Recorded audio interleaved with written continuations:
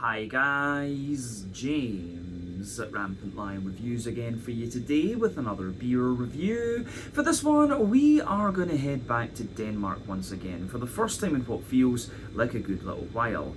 Now, we're going to return to a brewery that's featured on the channel a couple of times before. These guys are quite a well-established and very well-respected brewery within the Danish craft beer scene these days, and if people were to ask me about them, I would say that they are pretty solid all round, but the best beers that I personally have had from them have been at the darker end of the spectrum, the big Imperial Stouts and stuff like this.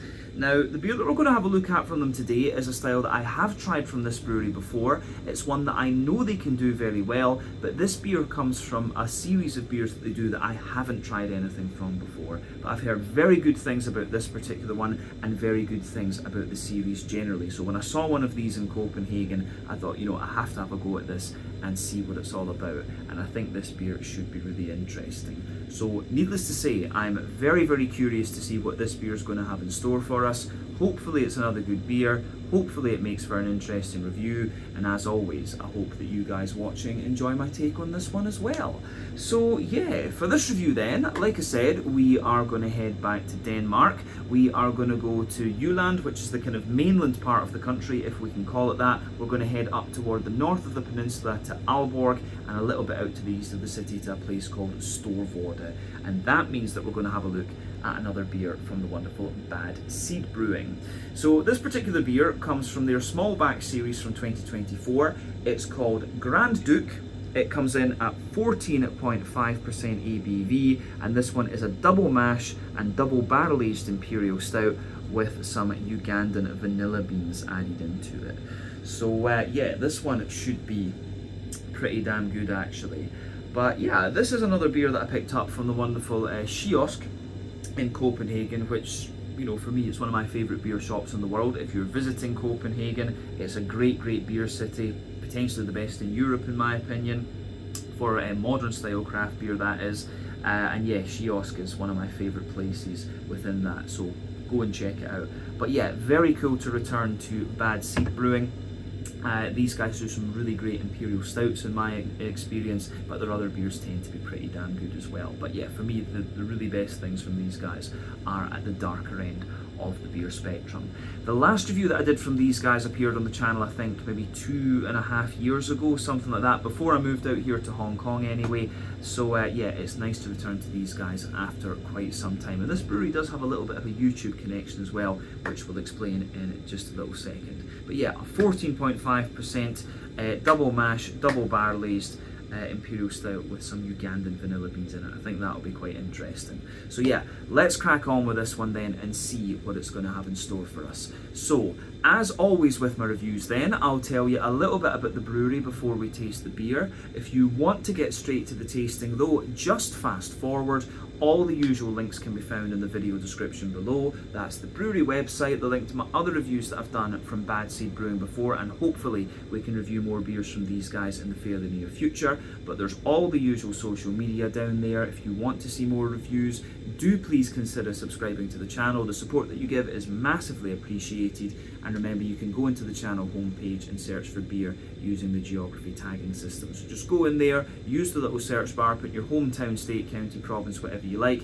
If I've reviewed beers from the area that you search for, they will pop up. Failing that though, you can check out the playlist of beers from different countries. You'll find this one in the Danish playlist along with a number of other things. That's been added quite regular at the moment because I did bring back quite a few Danish beers with me to Hong Kong from my summer trip to Scandinavia and to the motherland of Scotland. But do please make sure that you check out the playlist of beers from other countries as well, because there are some very interesting things on the channel these days, even if I do say so myself. But yeah, let's go on to my brewery notes then, and I'll tell you a wee bit about Bad Seed Brewing once again then. And I will apologise in advance for any bad Danish pronunciations. I speak Swedish, so Danish can be a little bit difficult. But Bad Seed Brewing, as I've mentioned to you already, are based in Storvorde, which is just out to the east of Ålborg on the Jylland peninsula of Denmark. And the company was founded back in 2015 by Fredrik Hector Schmidt. So he had been working in a beer store in Ålborg called Ølkonsortiet, and it was there that he became really good friends with a guy who homebrewed, and then eventually he started to join in. So he continued to experiment with his home brewing, and then he joined a home brewing community, and later on he moved to Copenhagen and took an internship at Nørrebro Brewhouse, and then worked for a few other breweries before starting up Bad Seed Brewing for himself. So he started brewing at Ölkollektivet, which of course used to be home to Gamma Brewing and a few others.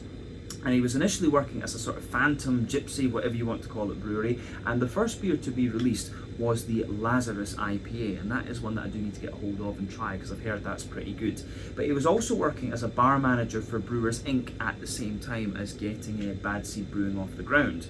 These days though, they have their own brewery in Storvorde, which like I said is close to Ålborg on the Jylland peninsula in Denmark. It's just out to the east of the city a little bit, but they bought some new equipment from Abeltoft Gårdsbryggeri to start off, and they're another very good Danish brewery as well. But the new brewery began production in October of 2018, and over the last few years they've continued to expand the brewing capacity and build up the fermentation capacity and things like this, and they've also invested quite a little bit in their barrel program as well.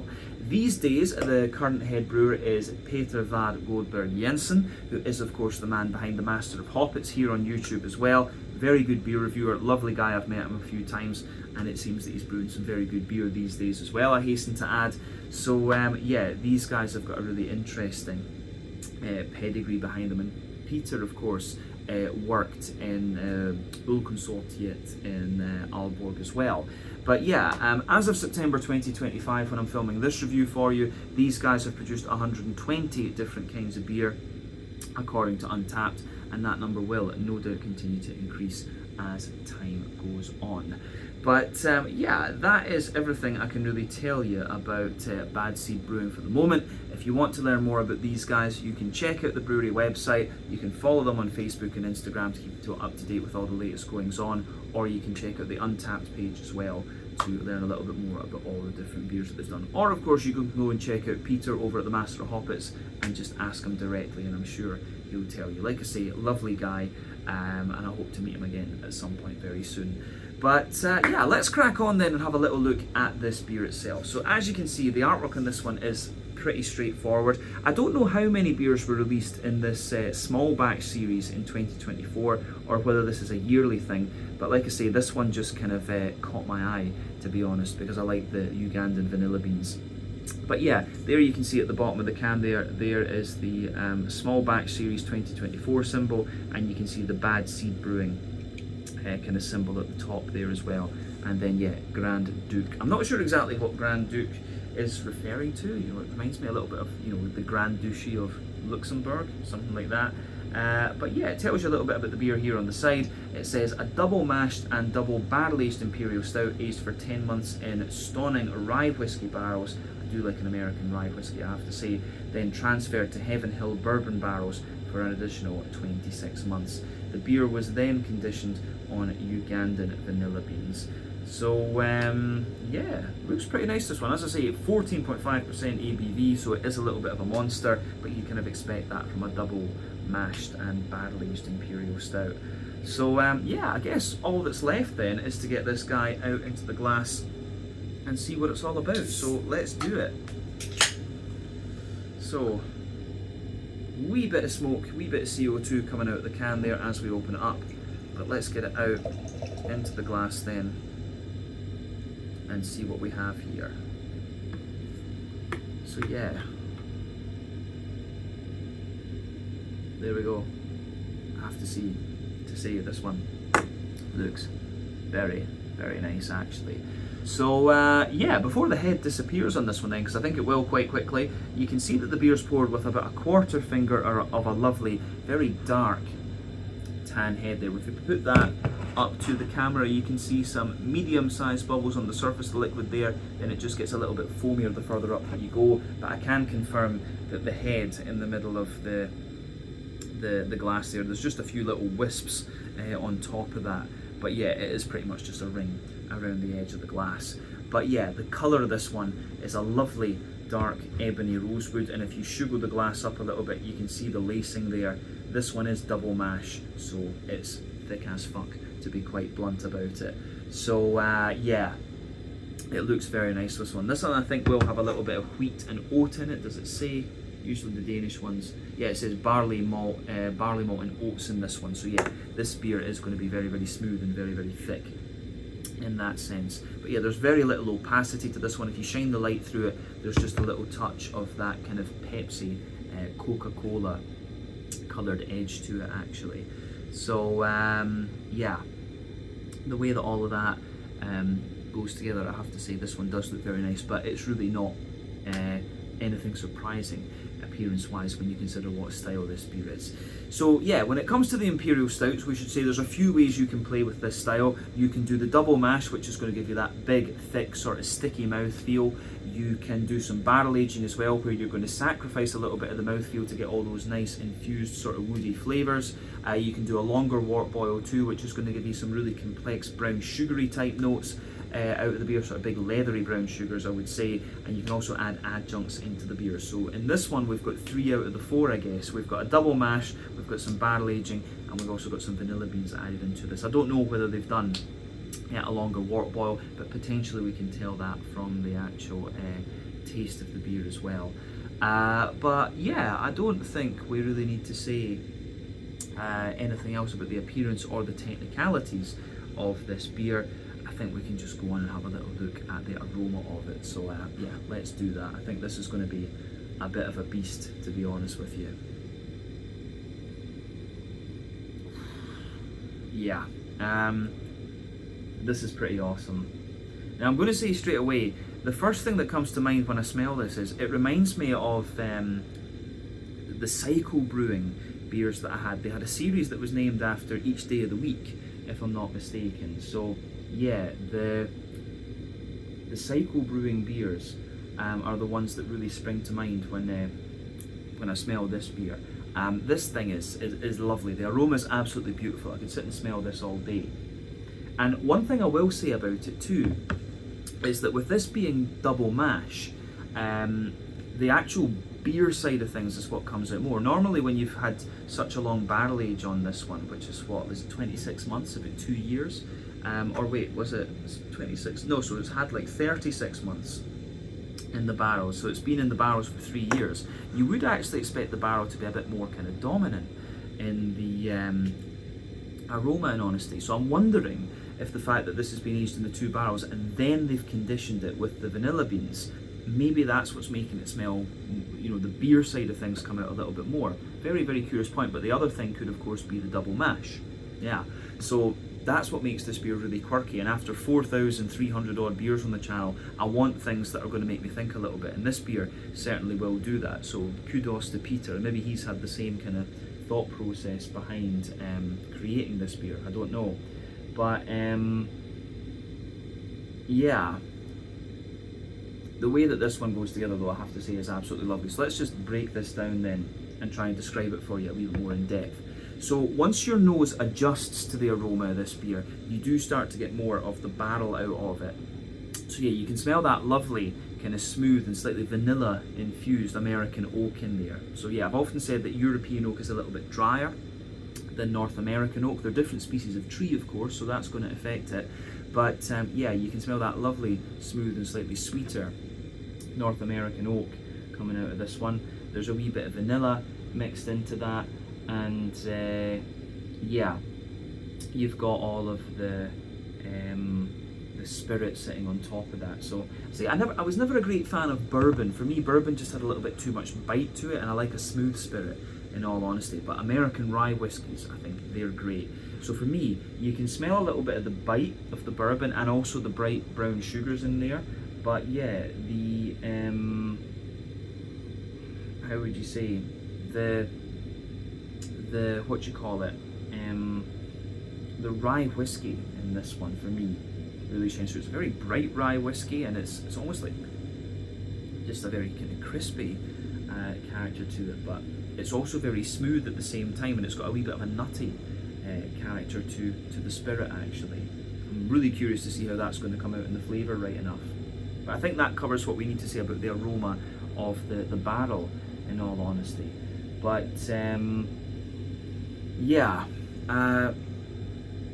the way that the actual beer side of this thing comes out is really interesting. So it's very smooth and very thick Imperial Stout that's been used in this one, of course.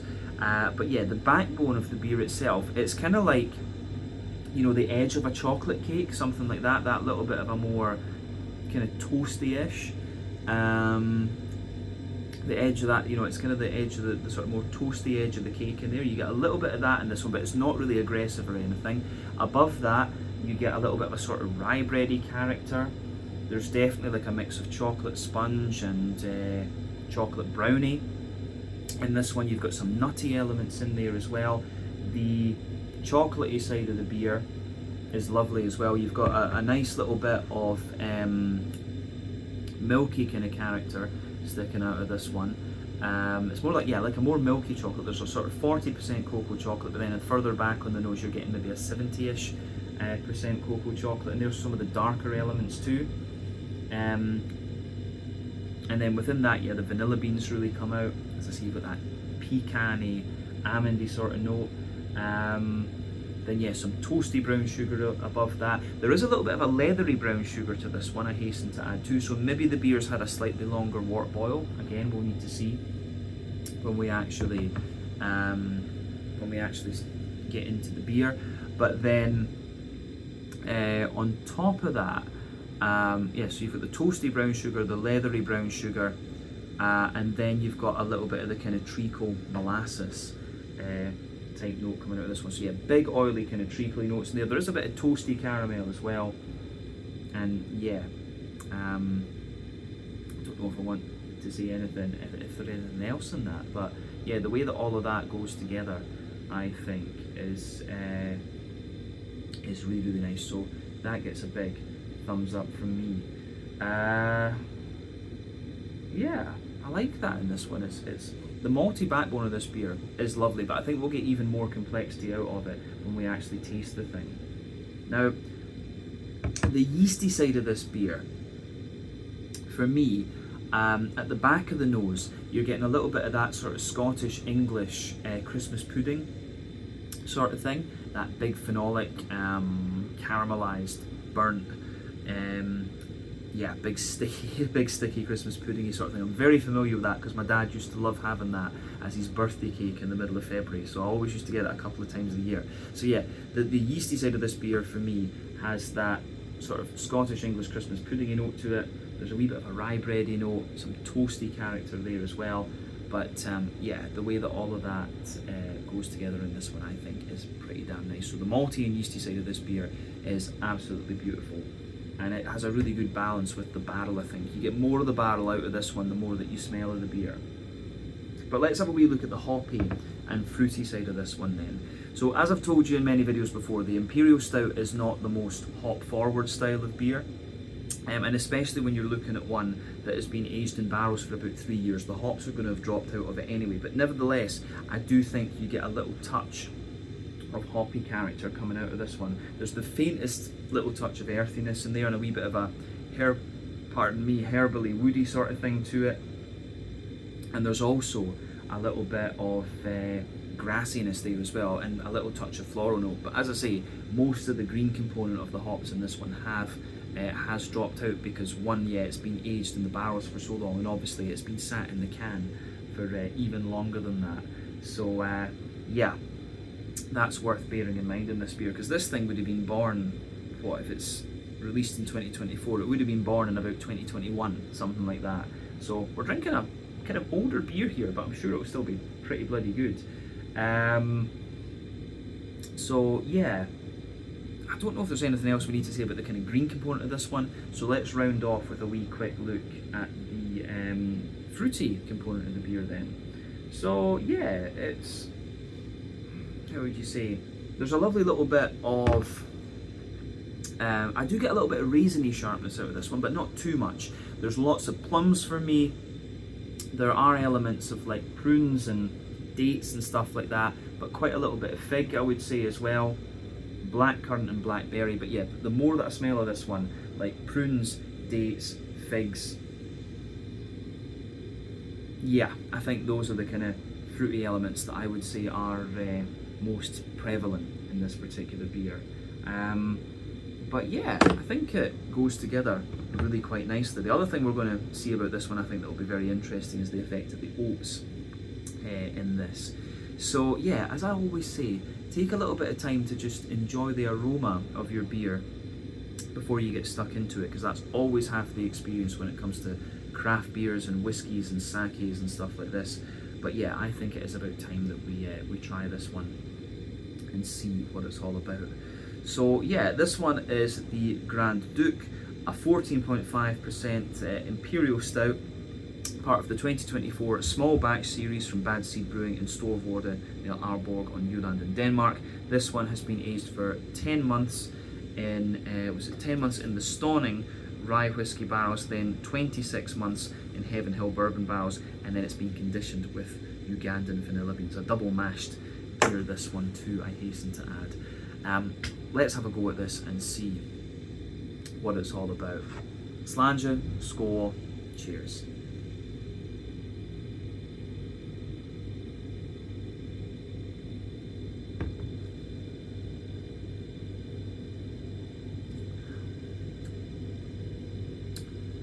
Ooh. Right. First impression of this. It's actually, it's a very clean, well, it's not the right word, it's a very silky, smooth and clean, light Imperial Stout in a way. The barrel, I would say, is a good bit more prominent in the flavour in comparison with what you would think it would be from the aroma. And you can really feel the booziness in this one. Just that little sip into it, you can feel that booziness going down the chest cavity there. And I will say, one of the other areas where it kind of diverges a little bit from the aroma is that it's just the almost cleanliness of it. And this is a thing with Nordic beers, Scandinavian beers. They always tend to be very clean in a sense. It's the water quality, and you can taste that in this one. So the aroma of this one gave the impression that it was going to be like really thick and sort of sticky, that sort of really thick, sticky, smooth sort of thing. But it's got all the flavours you want from this beer, but it's very, very clean in its mouthfeel actually. But it's a beautiful, beautiful beer, this one. I will say that. So the mouthfeel of this one has surprised me. And the kind of composition, the way the flavours come out a wee bit has surprised me. But the quality has not surprised me. I mean, I expected this one to be pretty damn good, and it is. So, you know, Peter, Master of Hoppets, big thumbs up to you for this one. This is a really, really nice beer, and this makes me curious to try the other ones in the series.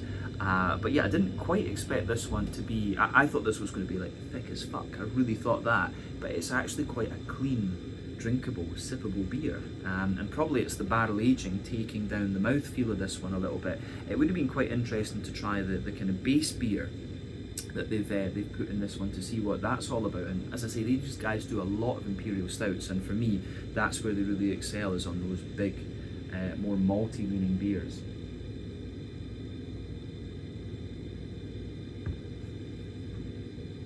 But yeah, this one is really, really nicely done. Yeah, let's just break it down then and describe it for you a wee bit more in depth, if you like. So we'll go to the middle third of your palate then. So yeah, for me, middle third of your palate is a little bit more, it's kind of along the lines of, it's kind of hard to say which spirit dominates, in honesty. You'd expect the Heaven Hill would, but yeah, the backbone of this beer, you've got that lovely smooth American oaky character in there. As I've often said, sweeter flavours come out further forward on the palate, more dry and bitter flavours come out further back. But yeah, on the woody layer that this beer has, you can feel a little touch of vanilla further forward, but then yeah, the drier side of the oak comes out further back. And above the woody layer, you've got the spirit coming out. It's actually a little bit, for me at least, it's a little bit hard to distinguish between the Heaven Hill and the rye whiskey in this one. You do get a little bit of bite, I think, and that is most likely to come from the bourbon rather than the rye whiskey. Rye whiskies, I think, are a little bit more oily and sweet, in honesty.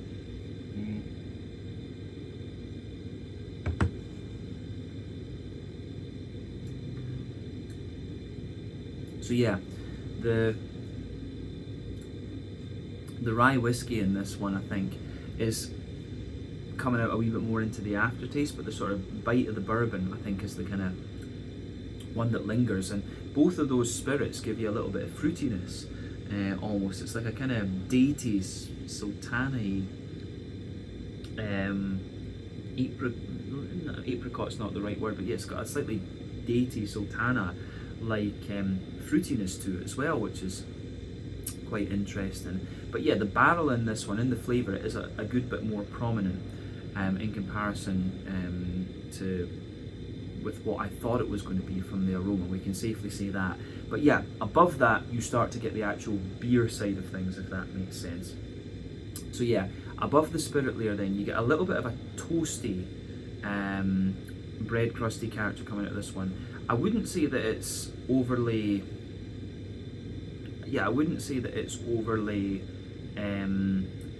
aggressive or anything like that, but yeah, there's a wee bit of that toasty character there. I think how I described it in the aroma, that sort of slightly toasted edge of the cake in the baking tray, I think that's a good way to describe the backbone of the beer side of things.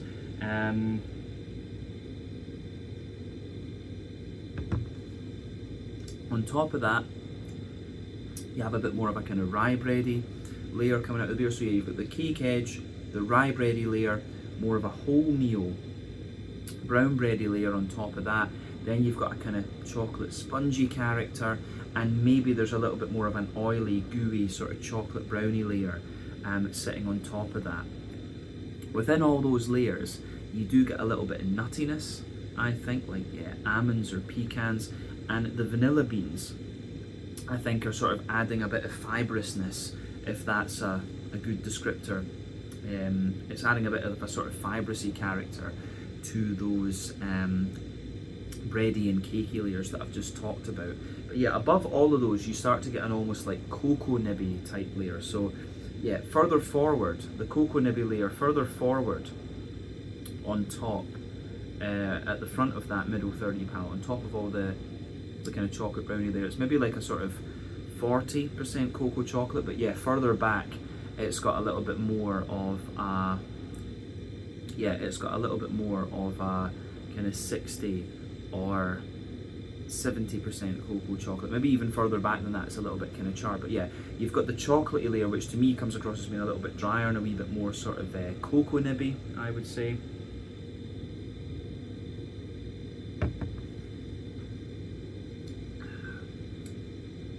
So yeah, you've got that wee bit of kind of cocoa nibby type character to it.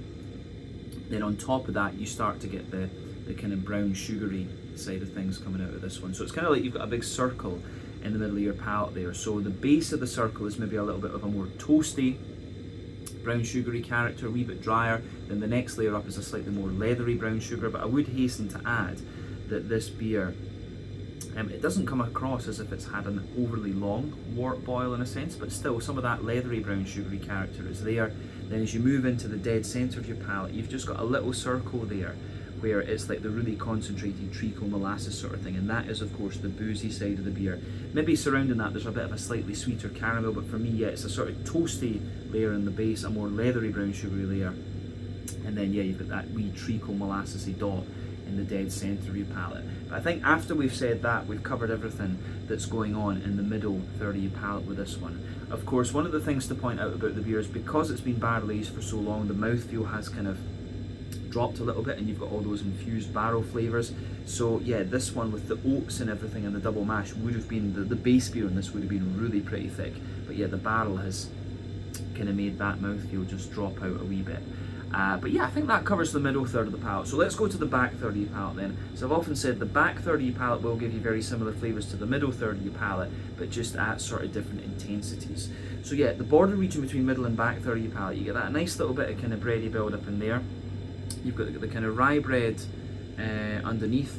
You've got the wholemeal brown bread in the middle, then the sort of chocolate sponge and the more chocolate brownie kind of character on top, a wee bit of the charred chocolate side of things in there as well.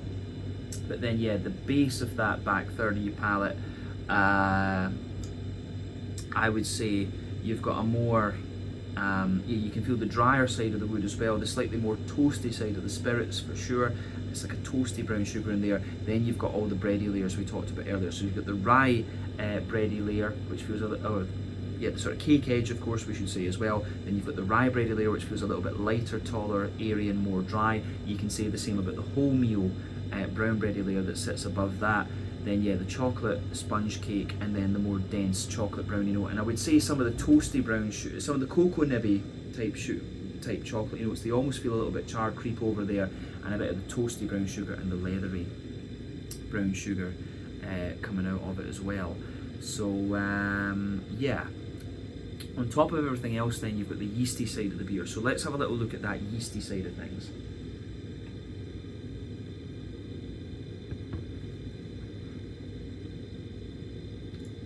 So yeah, the yeasty side of the beer for me in this one, it's kind of like I was thinking it would be from the aroma, in all honesty. At its core, it's got this lovely, very it's got this lovely kind of, how would you say, Scottish English Christmas puddingy character at its core. Then it's surrounded by a more kind of dry chocolate sponge, and then it's got a lovely kind of big roasty toasty character around the edge of it, like a sort of charred, well fired bread crusty character there. So the yeasty side of this one is quite interesting. You do get a little bit of that more kind of RIS type quality, Russian Imperial Stout type quality out of this one into the aftertaste, particularly from that yeasty note in there. So that's really quite interesting, to be honest with you. I do really like how that goes together in this beer. And definitely, back third of your palate, you can feel the flavour is taller. Then as you move further forward into the middle third of your tongue, the flavour just kind of compresses down and squashes together that little bit more.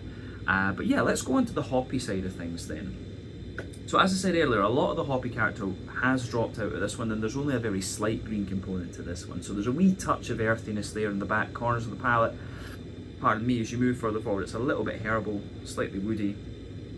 And as you reach the front corners of the tongue, it's got a little bit more of a kind of floral aromaticity to it. Then round the front curve of the tongue, it's just that little bit lighter and more grassy, I would say. So yeah, I like the way that kind of all pieces together in this one as well. But yeah, the grassiness I think is the most prominent component of that green part of the beer.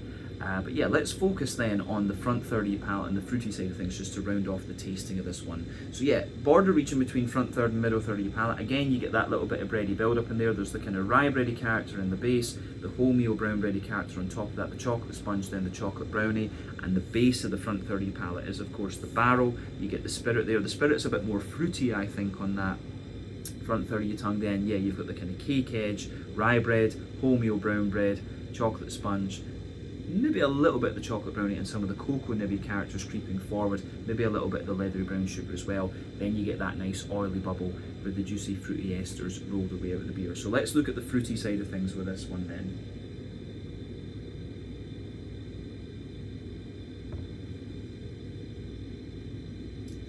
So yeah, the fruity side of this beer for me, yeah, I would say that the fruity side of this beer, it's not all that sharp in all honesty. It's actually quite kind of soft in a way. So if we take the beer in,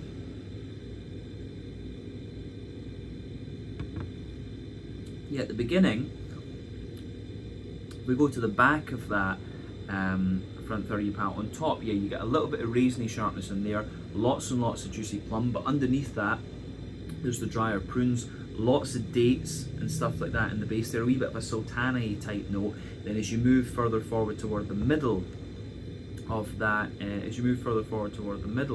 of that, front third of your tongue, it's figs all the way. And then yeah, into the front half of the front third of your tongue, it's blackcurrant underneath and lots of juicy blackberries sitting on top of that. So yeah, the way that all goes together in this one, I think is really, really quite nice. I like the fruity character that comes out of this beer. So yeah, I like that with this one. It's the fruity side of this one kind of lingers there into the aftertaste a wee bit, and I think yeah, the things that really linger there for me are the woody base, a bit of the kind of fruitiness, and the sort of the bite from the bourbon in this one, some of the RIS qualities on the yeasty side of things too, and then yeah, you've got that nice kind of fruity character coming out of it as well. So yeah, all in all, the way that everything goes together in this beer is really, really nice. The vanilla bean, I think, takes a little bit of time to kind of show its head in a sense. So yeah, a really, really good beer, this one. But it's one of these ones where yeah, the what you expect from the aroma and what you get in the flavour do diverge a little bit, but it's still a lovely, lovely beer. I would have loved to have tried the base stout that went into this beer, I have to admit. So yeah, we'll need to speak to Peter about that and see what else he recommends from the Bad Seed Brewing archives, if you like. But yeah, lovely, lovely beer, this one, and it makes me curious to try more from the small batch series. But yeah, let's round off the review then with a wee quick look at the mouthfeel. So for me,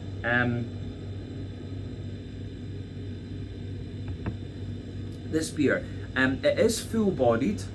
I would say that it's kind of in the kind of bottom to mid-range of full-bodied. The carbonation is very, very smooth in this one. It's got a lovely sort of slickness to the mouthfeel, but it's also very clean. Like I said, you know, Scandinavian, Nordic water is very, very good quality. So you can kind of feel that cleanliness in pretty much any beer you get from Finland, Sweden, Norway, Denmark, whatever.